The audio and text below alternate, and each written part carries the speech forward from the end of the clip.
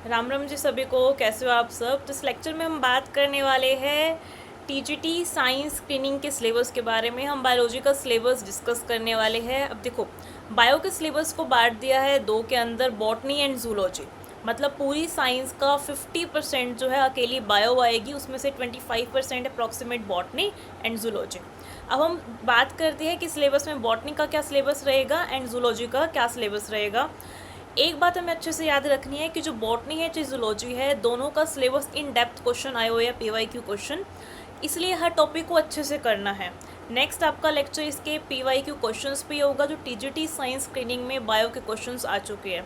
तो botany zoology को syllabus में ही एक सेपरेट सब्जेक्ट की तरह दे रखा है, तो समझ लीजिए कि सिलेबस इन डेप्थ आपसे पूछा जाएगा और पूछ भी रखा है।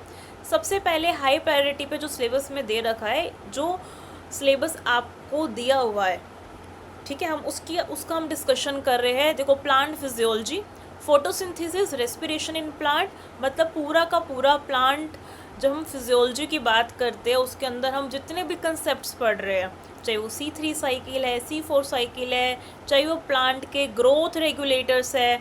अब प्लांट किम के अंदर भी हम जेनेटिक्स जो पढ़ रहे हैं, प्लांट की बायोटेक्नोलॉजी। देखो, बायोटेक्नोलॉजी ऐसा कंसेप्ट है जहाँ से प्लांट्स हो, चाहे एनिमल्स हो, बैक्टीरिया हो, इवन रिकम्बिनेंट डीएनए टेक्नोलॉजी का तो आज के टाइम पे कहाँ कहाँ यूज़ नहीं हो रहा, एक वैक्सीन बनाने तक में भी यूज़ हो रहा है। Biodiversity and conservation. एक बात और याद रखना, साइंस का तो 50% बायो है ही सही, क्योंकि उसको हमने बॉटनी जूलॉजी दो में बांट दिया। इसके साथ साथ पूरे सिलेबस में जो 10% आ रहा है वो आ रहा है इन्वायरमेंटल स्टडी।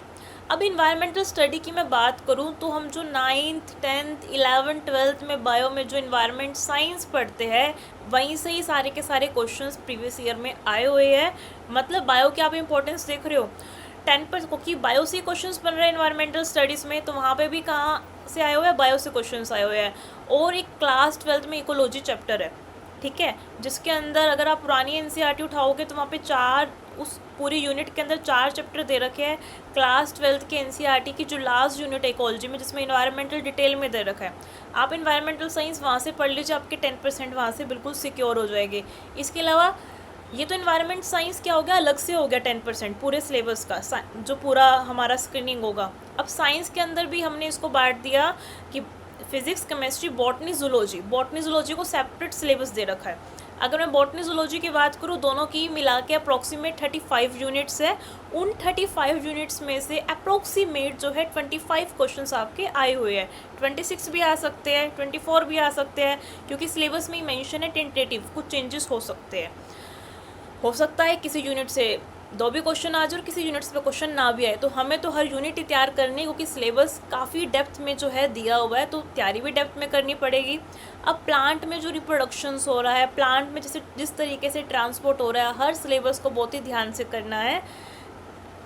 अब जो बहुत ही ज़्यादा बॉटनी के इंपॉर्टेंट टॉपिक है, जो एग्ज़ाम पॉइंट ऑफ व्यू से इंपॉर्टेंट है, हमने बात कर ली कि इसके अंदर जेनेटिक्स, हेरिडिटी, एवोल्यूशन, इकोसिस्टम का क्या रोल रहेगा प्लांट्स के अंदर। अब देखो, प्लांट फिजियोलॉजी में भी क्या पढ़ने को, कि प्लांट फिजियोलॉजी तो बहुत बड़ी है, उसके अंदर से क्या चीज़ ज़्यादा करनी है और किसके ज़्यादा क्वेश्चंस प्रैक्टिस करने हैं। अब क्वेश्चन प्रैक्टिस कहाँ से करने हैं, चाहे वो KVS, DSSS में आए हुए क्वेश्चन है, नीट एम्स में आए हुए क्वेश्चन है, कोई क्वेश्चन नहीं छोड़ना, सारे क्वेश्चन लगा के देखने हैं, क्योंकि हमें MCQ पे बहुत पकड़ होनी चाहिए। जो MCQ हम यहाँ भी हम डिस्कस करेंगे, पॉइंट डिस्कस करेंगे, वो सब सिलेबस के अकॉर्डिंग ही डिस्कस करेंगे। देखो, प्लांट फिजियोलॉजी के अंदर जो कोर मैकेनिज्म है प्लांट्स के अंदर, किस तरीके से वाटर मूव कर रहा है, एक आप ध्यान रखना, ऐसा मत सोच के जाना कि हम खाली ह्यूमन को कर ले तो बायो हो जाएगी। देखो, वो जूलॉजी का पार्ट हो रहा है, हमें बॉटनी पे भी उतना ही ध्यान देना है जितना कि जूलॉजी में ध्यान देना है, क्योंकि प्लांट भी उतने ही इंपॉर्टेंट है, क्योंकि सिलेबस तो 50-50 आएगा, जितनी बॉटनी आ रही है उतनी जूलॉजी आ रही है। तो कुछ कंसेप्ट आपको बोरिंग लग सकते हैं, लेकिन ध्यान रखना, बायो बहुत ज़्यादा हार्ड एंड फास्ट और साथ में नंबर स्कोरिंग वाला सब्जेक्ट है। बॉटनी, जूलॉजी तो इजी है, इंटरेस्टिंग है, हो जाएगा, लेकिन बॉटनी भी स्कोर दे रहा है आपको, अच्छे खासे स्कोर दे रहा है, तो भूलना नहीं है। क्योंकि बॉटनी जो आप डिटेल में पढ़ोगे तो आपका इन्वायरमेंटल साइंस का भी तो 10% कवर होगा। अब वाटर पोटेंशियल क्या होता है, इसमें से कुछ न्यूमेरिकल्स बन सकते हैं। ऑस्मोसिस क्या है, ऑस्मोसिस ऐसा टॉपिक है जो आपको केमिस्ट्री में भी ओवरलैप कर रहा है, ऑस्मोसिस तो केमिस्ट्री में भी आ रहा है। डिफ्यूज़न क्या है, किस ट्रांसपोर्ट में एनर्जी यूज़ हो रही है, वो एक्टिव ट्रांसपोर्ट है। ओके, मिनरल न्यूट्रिशन क्या होता है, किस तरीके से जो प्लांट्स होते हैं उसके अंदर सोडियम, पोटेशियम, कैल्शियम, इनका क्या रोल होता है, कैसे वो ट्रांसपोर्ट होते हैं।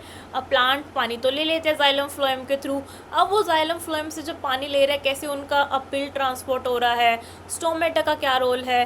तो हर एक पॉइंट को इतने अच्छे से डिस्कस करना है। देखो, ये प्लांट फिजियोलॉजी के ऐसे टॉपिक्स हैं जहाँ से क्वेश्चन हर एग्ज़ाम में बने हुए हैं, तो इन टॉपिक्स को तो अच्छे से करना है, गलती से भी टॉपिक्स नहीं छोड़ने हैं।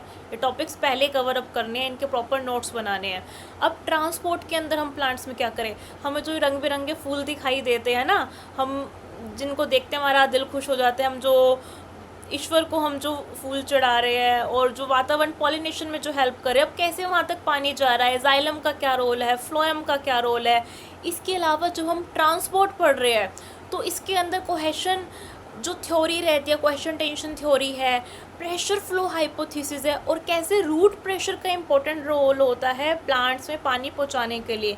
तो ये सब टॉपिक्स इंपॉर्टेंट है ट्रांसपोर्ट इन प्लांट्स के। देखो, बहुत बड़ा टॉपिक है ट्रांसपोर्ट इन प्लांट्स को, आप किसी भी लेवल तक कर सकते हो, लेकिन अगर हम एग्ज़ाम पॉइंट ऑफ व्यू से बात करें तो हमें यहाँ पे फॉलो करनी है स्मार्ट स्ट्रेटेजी। ऐसा नहीं है कि हम सिर्फ बायो को लेके बैठे रहे, खाली बॉटनी थोड़ी ना आपके पास जूलॉजी भी है, केमिस्ट्री भी है, और भी सब्जेक्ट्स है। तो हमें यहाँ पे स्मार्ट स्ट्रेटेजी फॉलो करनी है जहाँ से हमारा 90% सिलेबस कवर हो जाए। पहले हमें वो करने हैं टॉपिक्स कि ट्रांसपोर्ट इन प्लांट्स में पढ़ना क्या है, तो जाइलम अच्छे से, phloem, cohesion tension theory, pressure flow hypothesis, and साथ में रूट प्रेशर, जहाँ से क्वेश्चन बनने के मैक्सिमम चांस है।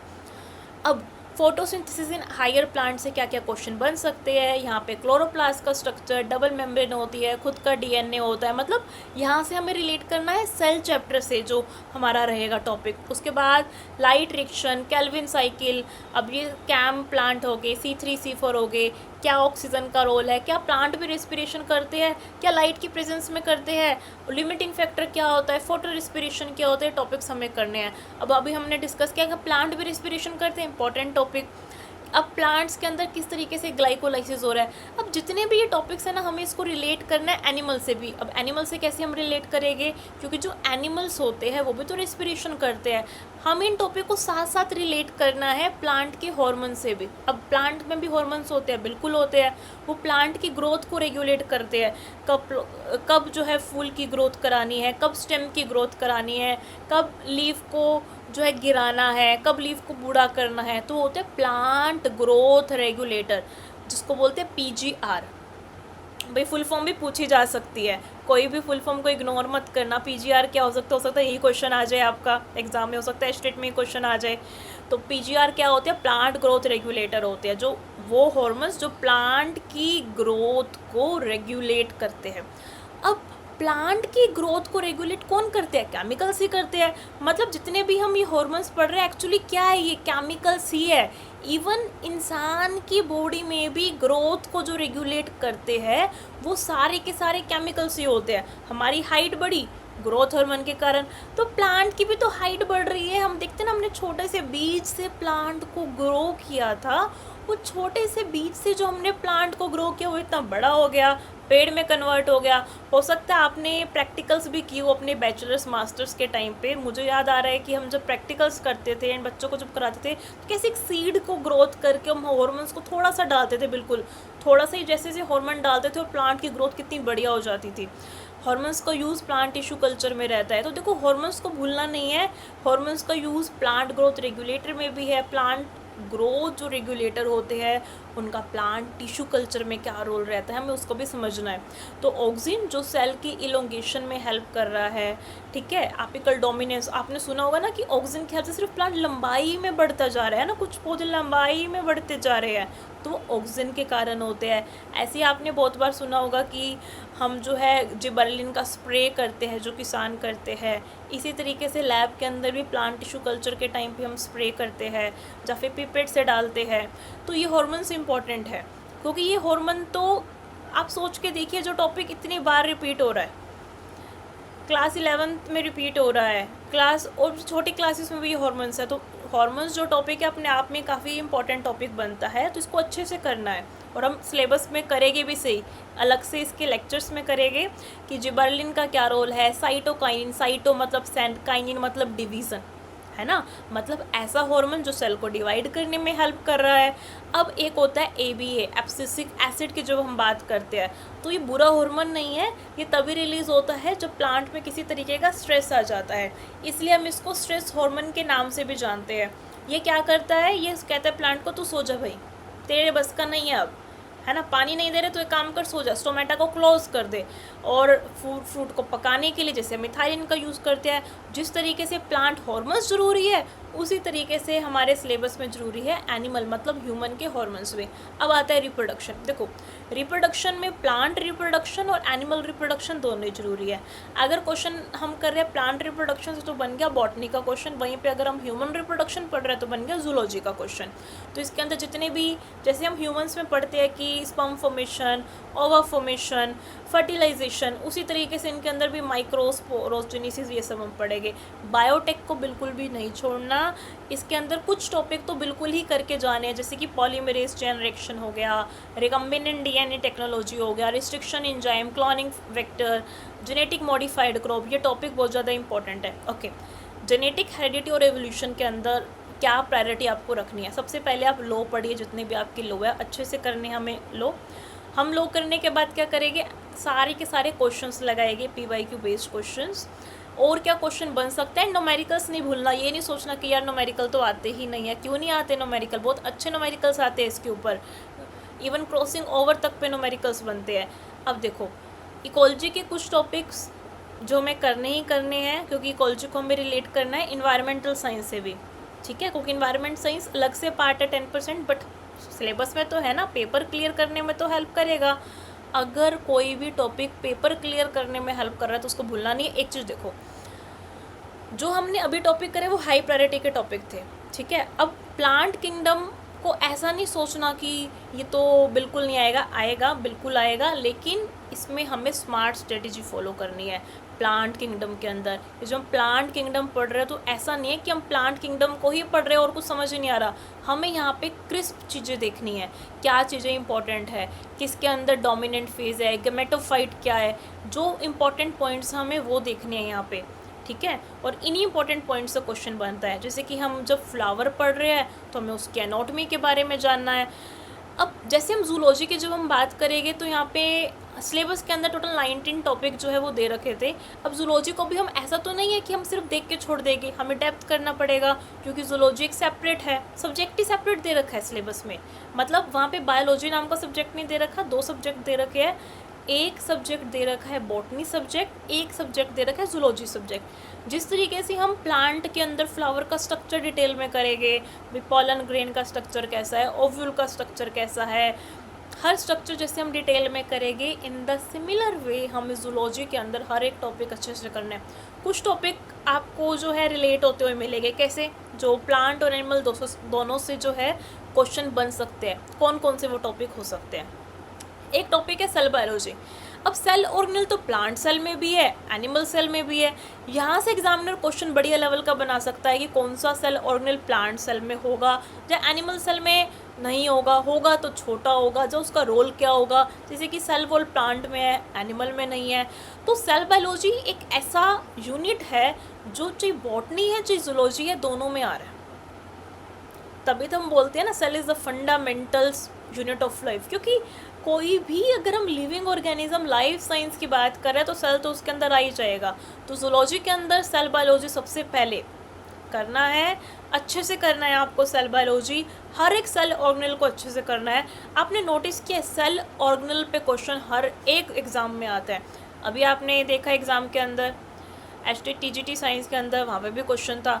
कोई भी कॉम्पिटिटिव एग्जाम है लाइफ साइंस रिलेटेड, सेल से क्वेश्चन तो आएगा ही आएगा।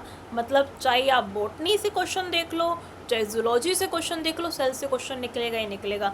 इजी टू लेके कॉम्प्लेक्स तक किसी भी लेवल का क्वेश्चन सेल से बन सकता है। Even high order thinking question भी बन सकते हैं सेल से, कि कौन से सेल ऑर्गेनल से क्या हो रहा है, ये सेल ऑर्गेनल नहीं रहेगा तो क्या होगा। जैसे माइटोकॉन्ड्रिया एनर्जी बना रहा है, किसी का माइटोकॉन्ड्रिया खराब हो जाए तो एनर्जी नहीं बनेगी, है ना। अब कोई एथलीट है तो उसके अंदर नंबर ऑफ माइटोकॉन्ड्रिया क्या होएगी, ज़्यादा होएगी। अब उसके बाद जेनेटिक्स, ये भी कॉमन टॉपिक है, ये प्लांट के अंदर भी आ रहा है और ये एनिमल के अंदर भी आ रहा है, क्योंकि जेनेटिक्स है ही अपने आप में इतना ज़्यादा इंपॉर्टेंट। अब हम बात करें जेनेटिक्स के अंदर, देखो सबसे इम्पोर्टेंट जेनेटिक्स के अंदर जो रहेगा वो रहेगा जेनेटिक्स में लॉ। जितने भी हम लॉज पढ़ेंगे, चाहे वो लॉ ऑफ डोमिनेंस है, देखो जो लॉ है ना वो नो डाउट वो मटर के पौधे पे किए थे, ठीक है, बट इसका मतलब ये नहीं है कि वो एनिमल पे अप्लाई नहीं हो रहे हैं, बिल्कुल अप्लाई हो रहे हैं, जो लॉ है वो अप्लाई हो रहा है। तो जेनेटिक्स को हमें इतने बढ़िया तरीके से करना है, क्योंकि न्यूमेरिकल्स ब्लड ग्रुपिंग पे भी आ सकते हैं। ऐसा मत समझना कि सिर्फ मटर के पौधे पे ही, सिर्फ पी प्लांट पे न्यूमेरिकल्स बनते हैं, ब्लड ग्रुपिंग पे न्यूमेरिकल्स बनते हैं, A B O blood grouping पे, A blood group, O blood group, B blood group, A B blood group, इन सब ब्लड ग्रुपिंग को अच्छे से करना है। तो जेनेटिक्स, जब भी जेनेटिक्स दिमाग में आए तो ब्लड ग्रुपिंग दिमाग में जरूर आना चाहिए, क्योंकि वो इंपॉर्टेंट है। साथ साथ लिख लो जेनेटिक्स में कौन से टॉपिक एग्जाम में पता है इंपॉर्टेंट क्या, स्मार्ट स्ट्रेटेजी, ये पता होना जरूरी होना चाहिए, क्या पढ़ना है और क्या नहीं पढ़ना। अगर हम पढ़ बहुत रहे हो और वो पढ़ रहे हो जो एग्ज़ाम में पूछा ही नहीं जाएगा, क्या फ़ायदा। जहाँ पे एग्ज़ाम में मैक्सिमम क्वेश्चन बनने के चांस है, हमें वो पहले पढ़ना है, अच्छे से पढ़ना है, उसकी रिवीजन मल्टीपल टाइम्स करनी है, उसी पे क्वेश्चंस लगाने हैं। यही रीज़न है समझने का कौन से टॉपिक को हमें हाई प्रायोरिटी लेके चलना है। भाई जूलॉजी तो बहुत बड़ी है, तो उसमें क्या क्या टॉपिक को हमें जल्दी लेके चलना है, ज़्यादा लेके चलना है। जैसे कि ब्लड ग्रुपिंग इंपॉर्टेंट है। अब ह्यूमन रिप्रोडक्शन में क्या इंपॉर्टेंट है, देखो हॉर्मोन्स, अभी जो टीजीटी का स्क्रीनिंग का पेपर हुआ था उसके अंदर क्वेश्चन आया हुआ था हॉर्मोन्स पे कि डिलीवरी के टाइम पे कौन सा हार्मोन रिलीज़ होता है। इवन ह्यूमन रिप्रोडक्शन अकेले से ही 2 क्वेश्चन दिए हुए थे, सिर्फ सेम टॉपिक से, हार्मोन से। आप सोच के देखो हार्मोन कितना इंपॉर्टेंट टॉपिक है, कि लेट प्रेगनेंसी के टाइम पे कौन सा हार्मोन रिलीज़ हो रहा है, और डिलीवरी जिसको हम पार्ट्यूरिटेशन बोलते हैं उस टाइम पे कौन सा हार्मोन रिलीज़ हो रहा है। तो हार्मोन्स वाला कंसेप्ट तो टिप्स पे होना चाहिए, कौन सा हार्मोन किस टाइम पे रिलीज़ होता है, किस हार्मोन का क्या फंक्शन होता है, किस हार्मोन की कमी से क्या हो जाएगा अगर कोई हार्मोन। अब इवन पूरी मेंस्ट्रुअल साइकिल जो 29 डेज़ के, उसके अंदर भी डिफरेंट जो हम फेजेस बोलते हैं, फेज़ 1 जो मेंसेस है, ल्यूटियल फॉलिकुलर फेज़ है, ल्यूटियल फेज़ है, तो इवन जो ओव्यूलेटरी फेज़ है, सब फेजेस के अंदर डिफरेंट हार्मोन्स रहते हैं, डिफरेंट रोल रहता है ना। तो ये टॉपिक तो बहुत ही अच्छे से करके जाना है, क्योंकि एग्जामिनर का फेवरेट टॉपिक है ये। अगर हम डाटा एनालाइज करें प्रीवियस ईयर क्वेश्चन का, तो यहाँ से तो क्वेश्चन पूछा हुआ है, तो ये टॉपिक तो करना है, पहले करना है। इनकी मल्टीपल रिवीजन करनी है, इनके नोट्स बनाने, अच्छे से करना है ह्यूमन रिप्रोडक्शन।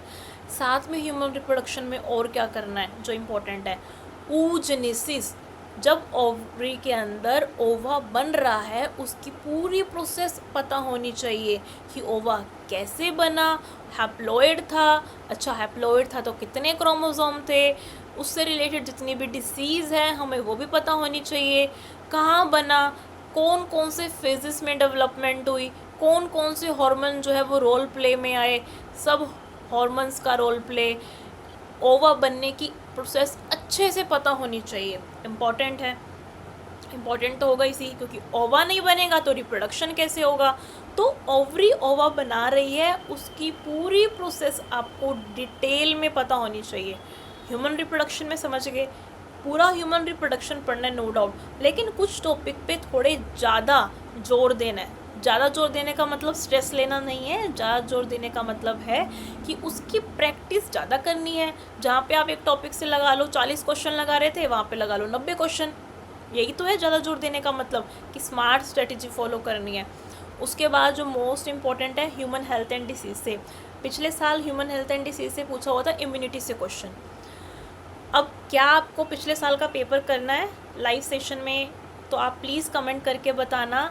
हम प्रीवियस ईयर क्वेश्चन भी अच्छे से डिटेल में डिस्कस करेंगे विद एक्सप्लेनेशन, हर एक क्वेश्चन को डिटेल में डिस्कस करेंगे। तो मुझे जल्दी से कमेंट करके बताना क्या प्रीवियस ईयर क्वेश्चन हम डिस्कस करें टीजीटी साइंस स्क्रीनिंग का। एंड आई होप सो आपका टीजीटी क्लियर हो भी गया, अगर नहीं भी हुआ तो चिंता मत कीजिए, इस साल दोबारा हो जाएगा कुछ टाइम में, तब हम टारगेट कर लेंगे, तो दिक्कत नहीं है। बिल्कुल भी स्ट्रेस नहीं लेना है कि क्लियर नहीं हुआ। जिनका क्लियर हो गया all the best and congratulations, keep it up. आपने क्लियर कर लिया, रुकिए मत, जल्दी से स्क्रीनिंग की तैयारी स्टार्ट कर दीजिए, पता नहीं कब वैकेंसी आ जाए। एक बात और, सिर्फ नोटिफिकेशन पे डिपेंडेंट मत रहिए कि नोटिफिकेशन जिस दिन आएगी मैं उसी दिन तैयारी स्टार्ट करूँगा, क्योंकि कंपटीशन बहुत ज़्यादा है। आपको पता है कंपटीशन बहुत ज़्यादा है। आप नोटिफिकेशन के भरोसे मत रहिए, अपनी तैयारी, अगर आपका टीजीटी साइंस क्लियर है तो अपनी तैयारी स्क्रीनिंग के लिए अभी स्टार्ट कर दीजिए, क्योंकि सिलेबस जो बायो का सिलेबस है, चाहे बॉटनी जूलॉजी है, कोई भी सिलेबस है, जो सब्जेक्ट होता है ना वो कभी चेंज नहीं हो सकता। बॉटनी में क्या ही चेंज हो जाएगा, कुछ ऐड हो सकता है, पहले ही उन्होंने सब कुछ दे रखा है, इसमें और क्या ही चेंज कर लेंगे, जूलॉजी में क्या ही चेंज कर लेंगे। तो अभी अपनी तैयारी सब्जेक्ट जो है स्टार्ट कर दीजिए, और जिनका क्लियर नहीं है चिंता मत कीजिए, कुछ टाइम में दोबारा हो जाएगा, तब आप क्लियर कर लेना। और हो सकता है, मोस्ट प्रोबेबली चांस है वैकेंसी आने से पहले दोबारा स्टार्ट हो जाए। तो अपना टारगेट लेके चलिए कि मुझे डेली इतना पढ़ना है और दोबारा से जो है क्लियर करना है, जिनका क्लियर नहीं है। ह्यूमन हेल्थ एंड डिसीज से देखो क्वेश्चन बहुत अच्छा था और इजी भी था, ज़्यादा टफ नहीं था क्वेश्चन। इम्यूनिटी पे क्वेश्चन था, डायरेक्ट स्टेटमेंट दे रखी थी, एंड स्टेटमेंट दे के हमसे डेफिनेशन पूछ रखी थी इम्यूनिटी की, जो है डेफिनेशन क्या होती है। अब ह्यूमन हेल्थ एंड डिसीज़ को हल्के में बिल्कुल मत लेना, क्योंकि इतनी सारी बीमारियाँ, क्या सारी बीमारियाँ पढ़नी है? बिल्कुल। यहाँ पे ना कंजूसी नहीं करनी बीमारियाँ पढ़ने में। क्यों नहीं करनी? हमें नहीं पता। देखो वैसे तो ट्रेंडिंग, अब देखो ये टॉपिक ना आपका जनरल अवेयरनेस में भी हेल्प करेगा, वहाँ से भी क्वेश्चन बनेगा, क्योंकि जनरल अवेयरनेस तो आएगी जो बीमारियाँ ट्रेंडिंग में चल रही होगी पेपर के टाइम पे, वहाँ से क्वेश्चन आएगा जनरल अवेयरनेस पे। और ह्यूमन हेल्थ एंड डिसीज से श्योर क्वेश्चन हर साल आता ही है, चाहे वो टेट का एग्ज़ाम हो, चाहे वो स्क्रीनिंग का एग्ज़ाम हो। क्यों क्वेश्चन आता है? चाहे वो नॉर्मल टीजीटी का आपका एग्ज़ाम है, क्यों क्वेश्चन बनता है? क्योंकि ये टॉपिक है ही इतना वास्ट। हमारा लाइफ साइंस का उद्देश्य क्या है? हम बच्चों को हम पढ़ाने वाले हैं, आप टीचर बनने वाले हैं, आप बच्चों को पढ़ाने वाले हैं, तो वहाँ पे हम बीमारियाँ जब डिटेल में डेप्थ में पढ़ाएंगे तभी तो हम उसका इलाज सोच पाएंगे। तो इम्यूनिटी क्या है, एंटीबॉडी क्या है, वैक्सीन क्या है, यहाँ पे सारे टॉपिक डिटेल में पता होने चाहिए। इवन मोस्ट इम्पॉर्टेंट इसमें red blood cells, white blood cells community में क्योंकि बहुत ज़्यादा रोल रहता है, तो ये सारे डिटेल में पता होने चाहिए। वाइट ब्लड सेल्स के टाइप्स, न्यूट्रोफिल, बेसोफिल्स, ये सब मैं जो टॉपिक डिस्कस कर रही हूँ इवन 9th क्लास की एनसीईआरटी तक में दिया हुआ है। 9th क्लास के एनसीईआरटी तक में टिश्यू टॉपिक के अंदर भी दे रखा है। देखो वैसे तो सेल है, लेकिन कनेक्टिव टिश्यू में आप सबने पढ़ा है, जो फ्लूइड कनेक्टिव टिश्यू होता है वो ब्लड होता है। तो 9th क्लास की सब्जेक्ट के अंदर ही डिटेल में इसको दे रखा है, डायग्राम तक बना के दिखा रखा है। तो आप सोच लीजिए टॉपिक कितना ज़्यादा इम्पोर्टेंट है। टॉपिक तो इम्पोर्टेंट होगा ना। अब इसके साथ साथ हमें और किस चीज़ पे ध्यान देना है? डाइजेशन एंड एब्जॉर्प्शन पे। हम जो खाना खा रहे हैं किस तरीके से उसका डाइजेशन हो रहा है, कैसे वो बॉडी के सेल्स के अंदर जो है एब्जॉर्ब हो रहा है। देखो कुछ एक यहाँ पे important crisp point, digestion absorption के अंदर हमारे डिफरेंट ऑर्गन का क्या क्या रोल है, डिफरेंट स्ट्रक्चर्स का क्या रोल है, फूड कैसे गया, को इंजाइम्स जिसको हम एज ए कैटलिस्ट की तरह बात करते हैं, मोस्ट इम्पॉर्टेंट कौन सा इंजाइम किस पे एक्ट करेगा। जैसे हम केमिस्ट्री में रिएक्टेंट बोलते हैं ना, रिएक्टेंट प्रोडक्ट में कन्वर्ट होता है। सिमिलर वे में हम जो लाइफ साइंस होते हैं वहाँ पे हम सबस्ट्रेट बोलते हैं। आप चाहे रिएक्टेंट बोल लीजिए कि हमने ग्लूकोज खाया तो ग्लूकोज रिएक्टेंट हो गया, तो रिएक्टेंट जो है कन्वर्ट हो रहा है, टूट रहा है ना, ग्लाइकोलाइसिस हो रहा है, तो ग्लाइकोलाइसिस में ग्लूकोज रिएक्टेंट हो गया। इसको रिलेट करके पढ़ना है। जब डाइजेशन एब्जॉर्प्शन पढ़ रहे हैं तो टॉपिक को इतना ज़्यादा आपस में रिलेट कर देना है कि इंटरेस्ट आ जाए, और इंटरेस्ट आ गया फिर तो बायो बहुत ईजी होगी, क्योंकि बायो को बहुत डेप्थ में दे रखा है। ठीक है, आप ये मत समझना हो जाएगी, क्योंकि बॉटनी सेपरेट है, जूलॉजी सेपरेट है, और क्वेश्चंस भी आ रहे हैं 50% सिलेबस भी कवर हो रहा है। हो सकता है 50% से ज़्यादा भी क्वेश्चन बन जाए, क्योंकि अगर मैं इन्वायरमेंटल साइंस 10% इंक्लूड कर दूँ बायो में तो ऑफकोर्स 50% से बहुत ज़्यादा बन गई है ना। तो साइंस का मैं 50% की बात करूँ कि साइंस का 50% अकेली जो है बॉटनी जूलॉजी आ रही है मिलके। ब्रीथिंग एंड रेस्पिरेशन, यहाँ पे डिफरेंस से लेके हमें एक बिल्कुल माइनर पॉइंट्स पता होने चाहिए। जैसे कि इस साल अभी जो टीजीटी का साइंस में एक क्वेश्चन आया था, इवन पीजीटी में भी आया हुआ था ये क्वेश्चन, तो tidal volume, inspiratory reserve volume, inspiratory capacity से, ये तो पीजीटी बायो का क्वेश्चन था। नॉर्मल ब्रीथिंग का क्वेश्चन क्या बनता है कि कौन सी फिजिकल प्रोसेस है, कौन सी फिजिको केमिकल प्रोसेस है, तो हमें अच्छे से इनका क्या पता होना चाहिए, डिफरेंस जो है हमें बिल्कुल क्रिस्टल क्लियर होना चाहिए, ताकि हम एग्ज़ाम में अटैम्प्ट कर सके क्वेश्चन को। उसके बाद हमें पता होना चाहिए कि दोनों में डिफरेंस क्या है, एरोबिक रेस्पिरेशन क्या होती है, मतलब जब हम ऑक्सीजन की प्रेजेंस में रेस्पिरेशन कर रहे हैं तो वो रेस्पिरेशन कैसी होती है, ऑक्सीजन नहीं है तब क्या होगा, क्या एनर्जी पे फ़र्क आएगा। हर क्वेश्चन में ना क्या लगा के देखिए, इससे क्या होगा, एमसीक्यू में चाहे स्टेटमेंट टाइप क्वेश्चन आ जाए, चाहे असर्शन रीज़न आ जाए, आपका कभी गलत नहीं होगा। 100% आपका आंसर करेक्ट ही जाएगा। रीज़न, कंसेप्ट तो बहुतों को क्लियर होते हैं, लेकिन काफ़ी बार ऐसा होता है कि थोड़ा सा एग्जाम पॉइंट को मॉल्ड करता है, हम सोचते हैं कि यार ये क्या हो गया। तो हर क्वेश्चन में वाई लगा के देखिए कि ज़्यादा एनर्जी क्यों रिलीज़ हो रही होगी, कम एनर्जी क्यों रिलीज़ हो रही होगी। ऑक्सीजन ज़्यादा है तो ज़्यादा रिएक्टेंट जो है प्रोडक्ट में टूट रहा है।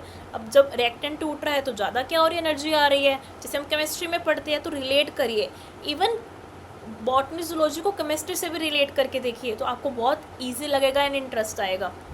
अब बॉडी फ्लूइड एंड सर्कुलेशन पे, ठीक है, तो आप मुझे ये भी कमेंट करके बताना आपको अभी स्टार्टिंग में कौन से टॉपिक पढ़ने हैं, ठीक है। आज ही मुझे अभी कमेंट करके बताना अभी स्टार्टिंग में कौन से टॉपिक आप पढ़ना चाहते हो, क्योंकि देखो टॉपिक तो बहुत सारे हैं, हम कहीं से भी स्टार्ट कर सकते हैं। स्टार्टिंग में आप क्या पढ़ना चाहते हो। बॉडी फ्लूइड एंड सर्कुलेशन की अगर मैं बात करूं तो इसके अंदर आपको ब्लड तो अच्छे से करना है, अच्छे से मतलब बहुत डिटेल में। अब आप बोलोगे ब्लड क्यों। ब्लड एक ऐसा टॉपिक है जो चारों क्लासेस में, 9th में टिश्यू में सेल में ब्लड है जहाँ पे डिटेल में बता रखा है, 10th में, 11th में तो पूरा चैप्टर ही है बॉडी फ्लूइड एंड सर्कुलेशन, आगे 12th में जेनेटिक्स के अंदर एवीए ब्लड ग्रुपिंग सिस्टम है। तो ये ब्लड ऐसा टॉपिक है जो हर क्लास के अंदर आया हुआ है, हर क्लास के अंदर आया हुआ है। तो इसके पीछे का हमें डिटेल में पता होना चाहिए कंसेप्ट, ब्लड के पीछे का कंसेप्ट। सर्कुलेटरी सिस्टम में हम हमारे हार्ट को पढ़ेंगे, हार्ट से रिलेटेड जितने भी कंसेप्ट है कि भाई ह्यूमन, अब एक चीज़ ना भूलना मत, सिर्फ ह्यूमन तक सीमित मत रहना। ये मत समझना कि ह्यूमन से क्वेश्चन आएगा, क्वेश्चन जो है छिपकली से भी, लिजर्ड से भी आ सकता है, ठीक है। तो यहाँ पे फिशेस से भी क्वेश्चन आ सकता है, क्योंकि हमें एनिमल किंगडम को भी तो ध्यान में रखना है। हमें सिर्फ सर्कुलेटरी सिस्टम को ध्यान में नहीं रखना, जब हम सर्कुलेटरी सिस्टम पढ़ रहे हैं तब हमें एनिमल किंगडम को भी ध्यान में रख के पढ़ना है ये टॉपिक, ठीक है। अब हम पढ़ेंगे एक्सक्रीशन को। एक्सक्रीशन के अंदर हमने बढ़िया खाना खा लिया, वो खाना जो है बॉडी के अंदर सर्कुलेटरी सिस्टम से जो हमने एनर्जी रिलीज़ हुई बॉडी में चली भी गई, ऑक्सीजन जो है सर्कुलेटरी सिस्टम से चली गई, लेकिन क्या होगा उस वेस्ट प्रोडक्ट का। जब तक वेस्ट प्रोडक्ट नहीं निकलेगा दिक्कत हो जाएगी। हर साल इतने लोग मरते हैं किडनी खराब होने के कारण। क्यों किडनी खराब होने से इसलिए तो मर रहे हैं क्योंकि वेस्ट प्रोडक्ट बॉडी के अंदर ही रह रहा है। तो एक्सक्रीटरी सिस्टम में किडनी बहुत ज़्यादा इंपॉर्टेंट टॉपिक है और हमें अच्छे से पढ़ना है एक्सक्रीशन को, सिर्फ किडनी पढ़ के नहीं छोड़ना, ठीक है। अब ये मत समझो कि ऊपर से पढ़ना है, ये कोई नॉर्मल एग्ज़ाम, रिटन एग्ज़ाम नहीं है, MCQ है भैया। क्वेश्चन का लेवल ईजी से लेके बहुत हाई ऑर्डर थिंकिंग टाइप भी आ सकता है। तो हमें अपने आप को इस तरीके से तैयार करना है कि किसी भी लेवल का क्वेश्चन आ जाए we are prepare for it. Excretion हम अच्छे से करेंगे। उसके बाद जब हम कंट्रोल कोऑर्डिनेशन की बात कर रहे हैं ना, तो हमारे दिमाग में आना चाहिए कि हम ब्रेन को भी अच्छे से पढ़ेंगे, हम हमारी बॉडी में जितने भी हॉर्मोन्स हैं हम उसको भी अच्छे से करेंगे। जैसे अभी हम कर रहे थे ना प्लांट हॉर्मोन्स, उसी तरीके से कंट्रोल कोऑर्डिनेशन में ह्यूमन के हॉर्मोन्स भी आ जाते हैं, जो कि इम्पॉर्टेंट टॉपिक बनता है।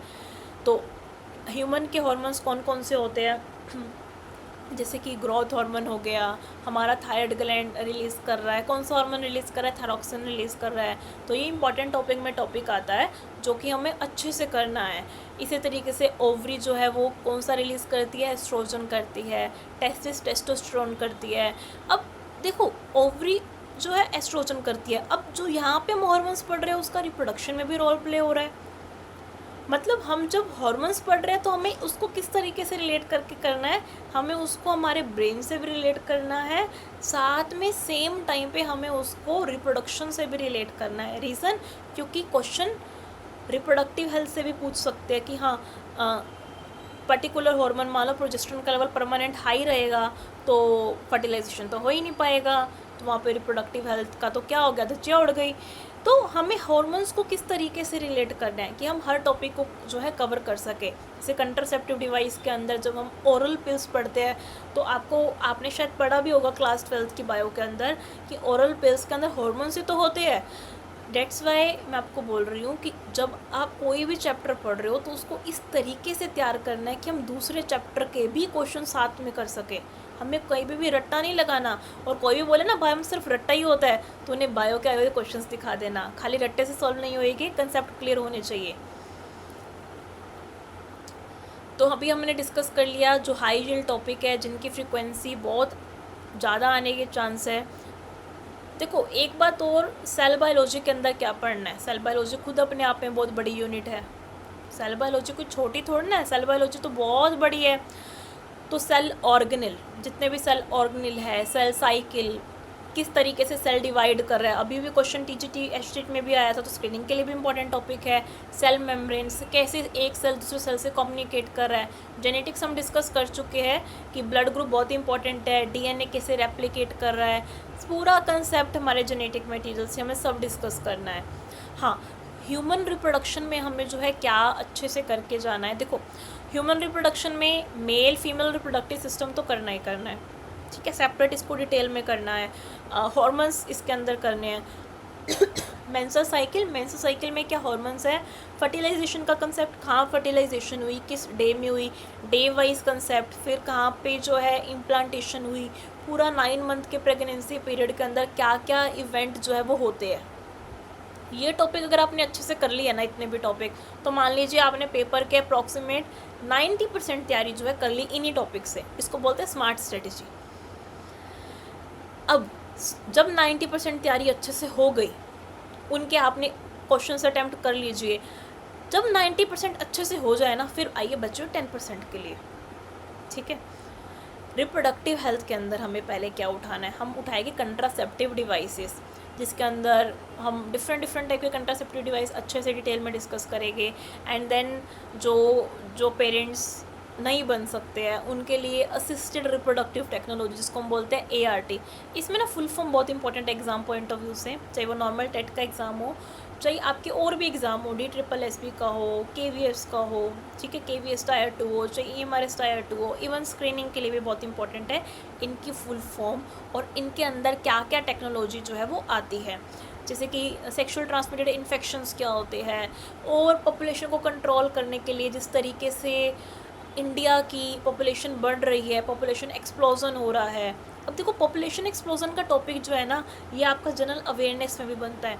बायो के बहुत सारे टॉपिक ऐसे हैं जो जनरल अवेयरनेस से भी क्या करते हैं, मैच करते हैं, कोलाइड करते हैं। तो इसलिए बायो को बहुत अच्छे से तैयार करना है, क्योंकि साइंस का तो 50% है ही सही, और जनरल अवेयरनेस का भी ऐड करेगा। ह्यूमन हेल्थ एंड डिसीज में पहले क्या करना है, जहाँ से आपका 90% कवर हो जाएगा। Immunity, vaccination, acquired immunodeficiency syndrome, cancer, allergy, और जितनी भी ऑटो इम्यून डिसऑर्डर है, इसमें भी हार्मोन्स का रोल रहेगा। ये सब पॉइंट आपको अच्छे से करने हैं। अब डाइजेशन, रेस्पिरेशन, सर्कुलेशन, ये ह्यूमन फिजियोलॉजी के कंसेप्ट हो गए। ये 3 ना बहुत इंपॉर्टेंट है। वैसे तो देखो, ह्यूमन फिजियोलॉजी में बहुत कुछ है, लेकिन इन 3 को पहले कर लेना है। जैसे अभी हमने डिस्कस कर लिया एंजाइम्स को, ऑक्सीजन रेस्पिरेशन में, बॉडी फ्लूइड के अंदर ब्लड ग्रुप और हार्ट को, ये सब अच्छे से डिस्कस करना है, ठीक है। उसके बाद जो हम बोलेंगे कि ये पहले 3 टॉपिक अच्छे से करने के बाद फिर हमें आ जाना एक्सक्रीशन पे, कंट्रोल कोऑर्डिनेशन, और एक बात सुनना, एनिमल किंगडम के अंदर हमें यहाँ पे लेनी है स्मार्ट स्ट्रेटेजी। क्यों? क्योंकि एनिमल किंगडम बहुत बड़ा है, बहुत बड़ा एनिमल किंगडम। आप सबको पता ही है एनिमल किंगडम के अंदर कितनी ज़्यादा नॉलेज है। वहाँ पे हम करेंगे स्मार्ट स्ट्रेटेजी, उसको पूरा रिलेट कर देंगे ह्यूमन फिजियोलॉजी से, ताकि ईजिली आपको समझ में आ जाए भाई किस एनिमल के अंदर, अगर लीच का एग्जांपल है तो लीच के अंदर कैसा सर्कुलेटरी सिस्टम है, पूरा हम रिलेट कर देंगे इसको किसके साथ, ह्यूमन फिजियोलॉजी के साथ। स्मार्ट स्ट्रेटेजी के साथ तैयारी करेंगे तो सिलेक्शन 100% होगा। एंड बायो आपको लगे कि यार ये तो बिल्कुल बढ़िया तरीके से तैयार हो रही है। तो अभी आप मुझे जल्दी से कमेंट करके बताना कब से आप चाहते हो लाइव रेगुलर क्लासेस, एंड कौन सा टॉपिक आप पहले करना चाहते हो, और फीडबैक ज़रूर देना आपको वीडियो कैसी लगी, और आप टॉपिक पहले कौन सा पढ़ना चाहते हो, ठीक है। जो भी आप टॉपिक पहले पढ़ना चाहते हो उस टॉपिक को हम पहले उठा लेंगे, और एक टॉपिक को अच्छे से डिटेल में डिस्कस करते हुए पढ़ेंगे। जिनका स्टेट क्लियर हो गया है, कॉन्ग्रेचुलेशंस, आपने मेहनत करी, वो मेहनत रंग लाई। और जिनका नहीं हुआ, जो जिन्होंने अब तक दिया ही नहीं था, जिनका चल रही थी एजुकेशन, चिंता मत कीजिए, तैयारी रखिए, 100% क्लियर होगा, ठीक है। अपने पे भरोसा रखिए, 100% क्लियर होगा। और ये मत समझिए कि इस बार इजी आएगा, तो इस बार इजी आया था तो अगली बार भी इजी आएगा, कुछ भरोसा नहीं है। अपनी तैयारी को अच्छा रखिए, इजी आए तो भी अच्छा, इजी ना आए तो भी आपको एग्ज़ाम इजी ही लगना चाहिए हर बारी, ये होती है अच्छी तैयारी। तो इसी तरीके से आगे बढ़ते रहिए, खुश रहिए। जय श्री राम सभी को। कोई भी डाउट है तो आप कमेंट बॉक्स में पूछ सकते हो। जो भी टॉपिक आपको पढ़ना है आप कमेंट करके ज़रूर बताइए। Thanks to all.